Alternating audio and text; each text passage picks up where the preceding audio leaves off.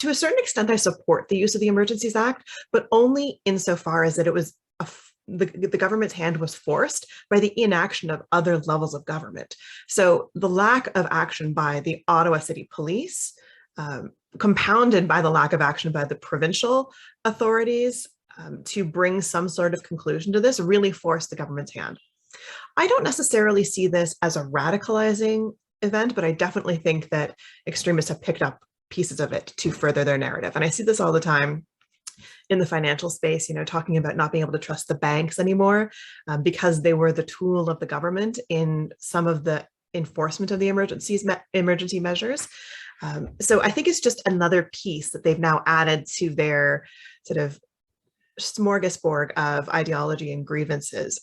Again, which I think, as you pointed out, when we're talking about this movement, we have to remember that a lot of it does really originate in that Yellow Vest movement, which was, of course, originally protesting things like high gas prices. So it really all comes full circle here. The piece, I think, on the emergency measures that I want to talk about a little bit is the financial measures, because the government has come forward during the course of the different inquiries and public committees into the Emergencies Act, talking about how the financial measures were really effective. They've unfortunately offered absolutely no evidence to support that.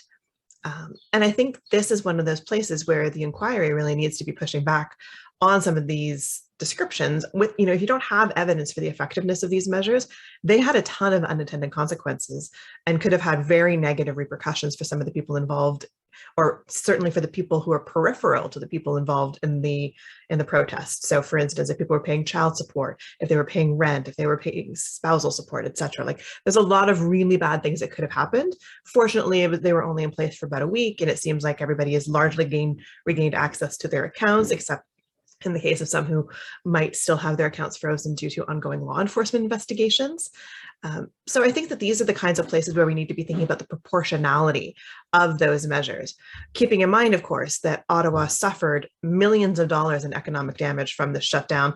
Businesses suffered. The Rideau Centre was closed for the better part of 3 weeks, which does an incredible amount of damage to those people who are working there, to the businesses there.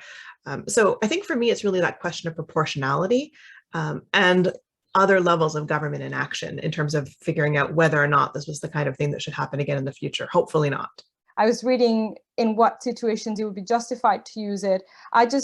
All I want to say is that it certainly didn't help. I think it fueled radicalization, because a lot of the narratives that were being spread while the Freedom Convoy was, in Ottawa, were precisely that they were against centralization of power, against what they felt was a lack of freedom of speech, movement, and association. And then, the government reacted doing exactly like what they were. It's not that I'm defending it, but it just didn't help. Like then online activity just grew, and even though certain groups on Reddit or Facebook were being deplatformed, those people moved to other platforms and kept talking about the same things and causing other groups in other countries to start talking about the same issues and maybe potentially organizing for similar offline mobilization, as I was mentioning, not just the Freedom Convoy, but also the Freedom Movement, which is echoed in Europe and in North America. So I just don't think it was helpful. I'm just going to say that.